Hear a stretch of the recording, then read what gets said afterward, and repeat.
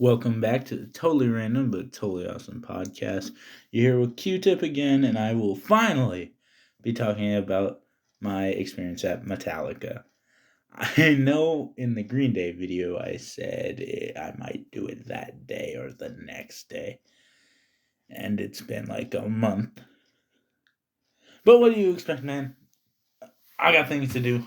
Not really. I'm just lazy. But I'll finally decide to do it. Um, let's see. Oh yeah, just went to a Shim concert, which is the original singer Sick Puppies. Miranda went to that one as well, so we'll probably have an episode on that sometime down the road. I'm not gonna give an estimate because obviously this one's a month late. We'll see when that comes out, I guess. But yeah, let's get started on Metallica. I'm gonna do both the nights, night 1 and 2. I attended both. They were awesome. Little sad that I didn't get to see that Pantera show the night before in the little venue they did. I think it was on. They did it at First Avenue. The word is they recorded an album there, live album. So little sad I missed out, but I gotta see them. What Nate? What? Yeah, they would have been night 1. All right, let's get into it for reals. Let's see. Yes. So, this was my first time at a concert in Minneapolis. Uh, I'm in South Dakota, so this was way different experience. And it was at the U.S. Bank Stadium. That's where the Minnesota Vikings play. This was my second time there, ever. I was there a couple years ago for a football game, never for a concert.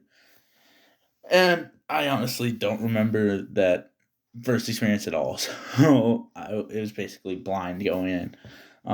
But yeah, I got to stay pretty close.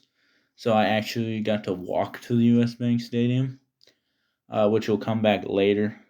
Uh, may not, may or may not have gotten a little lost. But that's besides the fact. So yeah, U.S. Bank Stadium. I walked in, and bruh, that's crazy. Oh, rep. I'm already skipping points. So in front of the Bank Stadium, there was a huge ship. I guess obviously for the Vikings, but it was new to me, and it had the Metallica logo on it. It looks sick. I think I took a picture of it. I'll put it up if I did. Um, I got to see. Oh yeah, they had a street sign with Minnesota written on it, but it was in the Metallica font, which looked pretty cool. That was outside. I did.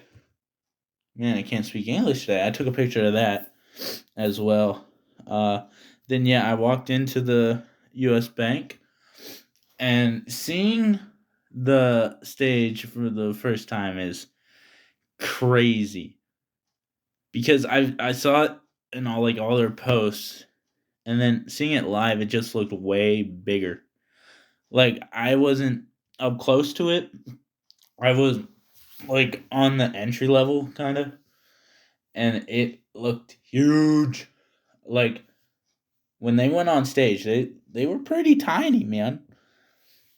But I guess that's what you get for seeing a concert at a stadium. Uh, yeah. Let's see.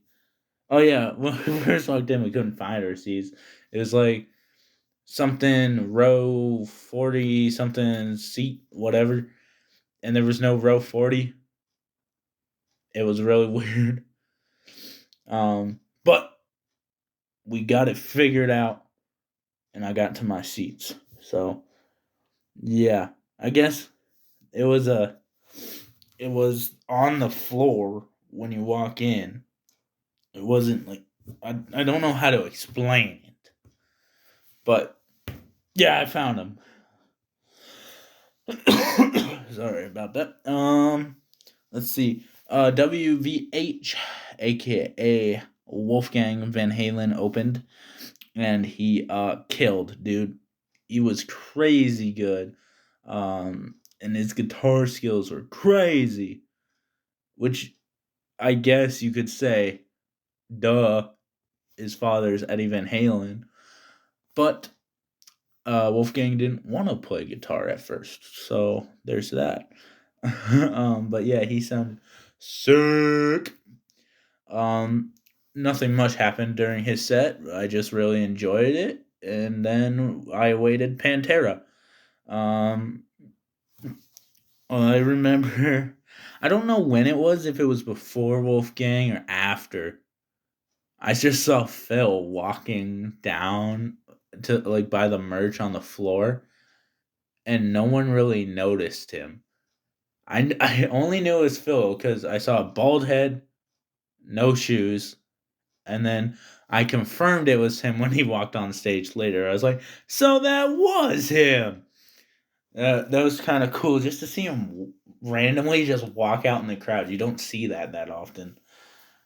Um, but yeah, Pantera was really good, man. Honestly, I am not the biggest Pantera fan. Um, like I don't listen to much of their studio work or any of that, but live, dude, wow, they killed. And Phil, his screams were so good, man, so good. Um, I'm reading off my notes. So Zach Wild is with Pantera now, and he there was a pop in the crowd, like the crowd cheered before they even came on stage. I was like, what? Why is the crowd just cheering when no one's there? Come to find out, it was Zach Wild in the crowd running around with his action figures like he does. He always does that. He takes his action figures, runs through the crowd, um, and he records it. You can see it on his Instagram and stuff. But I didn't know that at the time, and when I found out, I died laughing because it's like, oh, I wish I was down there, man. That would have been cool. And it's funny to listen to him just go. "Rah, rah, rah, rah, rah." It's good to see he's having fun out there on tour. Um, and just seeing Zach Wild in person is crazy, man. He's played with all the greats. Pantera, Ozzy, dude, he's killing it. Black Label, um, dude, he's just crazy good. And I'm glad I got to see him in person. There's a couple people I want to see live in my career, I guess. And he's definitely one of them, man. Right up there next to Slash. I've yet to see Slash. I want to see Slash. Try to make that happen next year or something. But yeah, Zach Wild's crazy good. Um, Oh yeah. So after the Pantera was done, after their set, Phil, uh, and I guess the rest of Pantera, we're gonna take a picture on one side of the stage. So they all go over there. They're all lined up, ready for the picture, and then Phil has to run back to the other side of the stage just to get his shoes. I thought that was so funny because people that have seen Pantera, maybe have seen footage, know that he performs barefoot. So him running back to get his shoes just was hysterical to me, because he never wears them. um, let's see. Oh, this is night one, by the way. I don't think I clarified that. Um, anyways, so Metallica, there was long anticipation, long. But it's a long way to the top. AC/DC played. Everyone got hyped. Then Ecstasy of Gold played. Everyone's even more hype. And then Metallica came on, and that, bruh, seeing Metallica is just different, dude. Seeing a band at that status I don't know, man. It's just it didn't feel real. Like I was sitting there, it's like this is happening. Is that really James Hetfield up there? Because like when Metallica's in there high, I wasn't even born, dude. It's crazy that my generation gets to still see Metallica and big bands like that. It's always crazy to think about that's the same band. They're still out doing it. And yeah, I'm so happy I got to see them. So I don't know. It's the morning. Don't judge my grammar. But yeah, I've seen a lot of big names, uh, especially this year. Actually, just saw Corn. I probably won't do an episode on that. Not much happened at Corn. They were real good though. Spirit Box was the highlight of my night. But Kiss. I got to see Kiss before they retired. But yeah, those bigger bands I love seeing, dude. I hope they don't retire anytime soon. Um, I get to see Metallica again, even though I saw them twice on the same weekend, which is really cool. That it was 2 days, cause like I feel like you get more for your money, kind of, and like one night and the same songs for the same amount, and this 2 night you get double the songs and you pay the same price. You don't have to pay more for the 2 nights. You get a deal. But that snake pit is still crazy expensive. I would never do that. Let's see. After my rant, where do I go now? Oh, first night they did. Excuse me. If you have seen Metallica, they usually do Doodle. They call it Robin Kirk's Doodle, and it was god awful. I was sorry. It was bad. Um, it was like I cringed so hard because Kirk started to sing, and no one was singing with him. It was just dead quiet, and I cringed so hard. Um, but yeah, definitely one of the highlights of my night was when they're just playing. It's just James Hetfield. Spotlight's on him. He's playing some soft music, and then you just hear "Give a fuel, give a fire, give it outside the side." Ooh, and that song hypes me up so much, man. I was so excited. Oh, that so if you listen to my last podcast about Green Day, I really like when the whole cloud. What am I saying? Crowd sings along, and we're like one in unison. So when they did Seek and Destroy, we did Seek and Destroy chants before the song. James will go, Seek! And the crowd will go, and Destroy. It literally gave me chills when they did that, man. Oh, yeah, that's when the beach balls drop from the towers.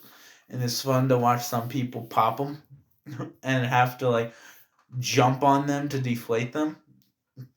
Uh, yeah, people fought over them too, which was different. Yeah, but they closed the night with Master of Puppets, which, man, what a song to go out on. I honestly thought they'd open with that. But that closer, woo, got the adrenaline going back. Um, oh yeah, if you ever seen the movie V for Vendetta, there's a scene at the end where there's thousands of people just walking down the street. That's what reminded me after we left night one, dude, and night two. All of these stadium full of people. I think is 70,000 or something. That doesn't even account for the people on the floor. we're just walking through the streets, and it reminded me of that scene. It was crazy. I live in small town South Dakota. I don't see that many people that often. It was crazy to me. Um, so then night two. Now I'll say that before I forget. Night two. Um, I got to see my one of my favorite bands. Um, I've always wanted to see them. I still want to see them at a smaller show because they have so much production. I think it'd be cool to see her. What am I talking about? Them. See them at a smaller venue. Ice Nine Kills. Uh, I dude, they killed it. They crushed it. It was so good. I was singing along to like every song. They played the American Nightmare, which I wasn't expecting because I had looked at the set list because I'm that guy. Um, I looked at the set list and I didn't see the American Nightmare on like any of the dates before. So when they played it, I was like, "Oh!" because I really like that song. And it got me very, very hype.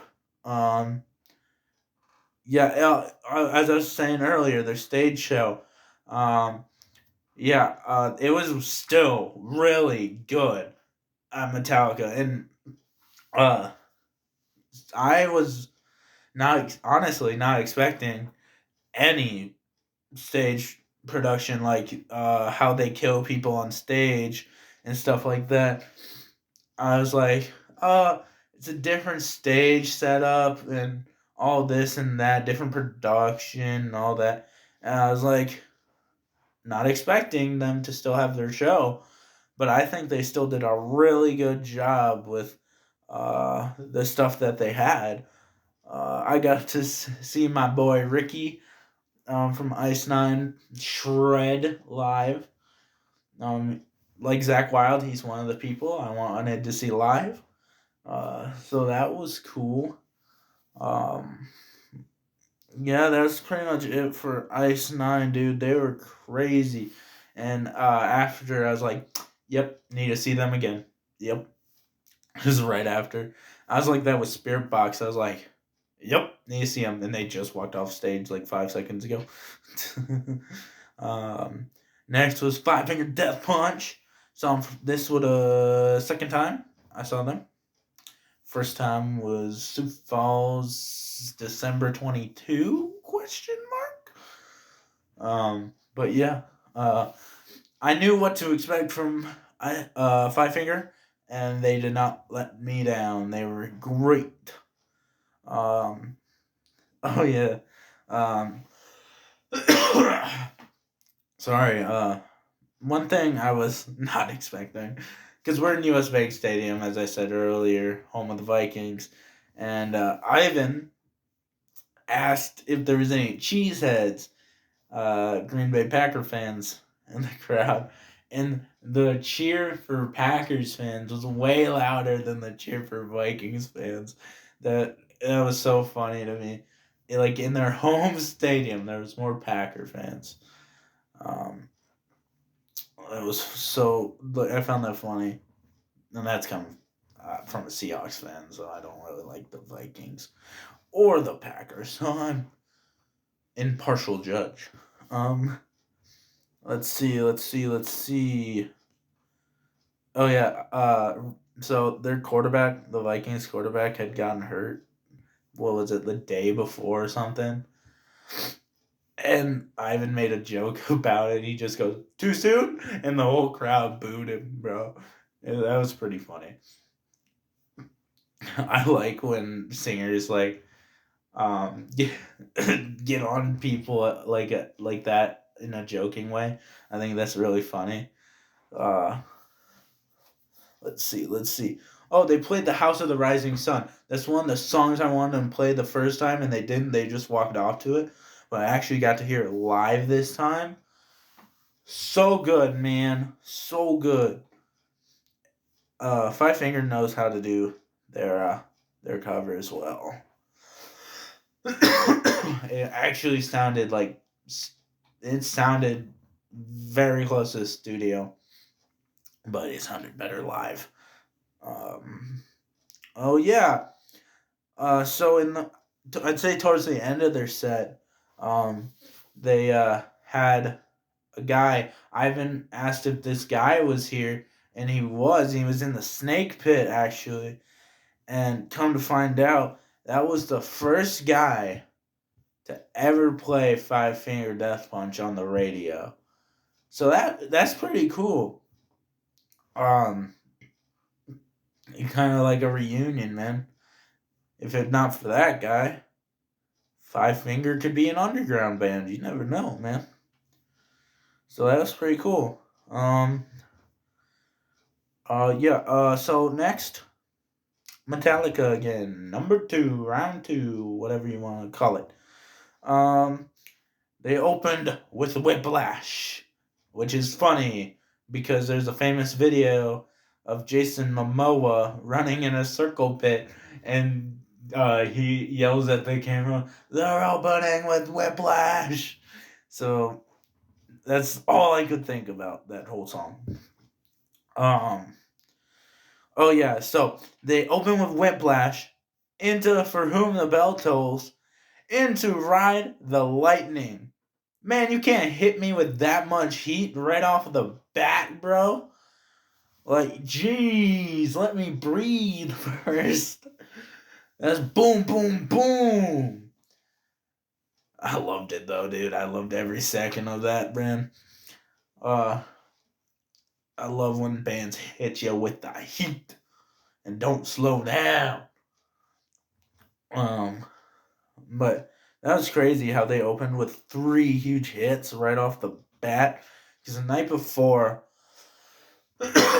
sorry, they what did they? I can't remember what they opened with, but they didn't pack heat the first night like that, bro. Um, yeah. Then there was the Doodle again. This one wasn't as bad. They did an Ozzy song. I think it was "Over the Mountain." It wasn't as bad. Still not the best. Um, I still cringed. And yeah, every time. Well, I shouldn't say every time. It only happened twice. When James would say, "My friends Robin and Kirk," I'm like, "Oh no." It's kind of like when Vince Neil came on stage and Motley Crue. It was like, "Oh no."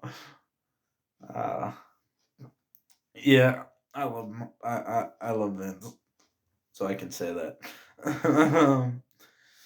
Let's see. Um. Oh my gosh, I'm sorry. Oh, they played Battery. The whole crowd just roared, dude. It shook the stadium. That's crazy. I like when bands shake the stadium. It gets you hype, man. Real hype. Oh yeah. And after that hype, James messed up the song. Messed up I think it was Moth into Flame. it it was an 8 count intro, and he came in on four. He messed that up, and he didn't say anything until after the song. I, I can't remember. He made a joke about it. It was actually pretty funny, but I forgot what he said. Oh man, I wish I knew what he said because it was so funny. But closer of the night, it was like a dream experience, man. The one song I wanted to hear, Enter Sandman, their biggest hit, man.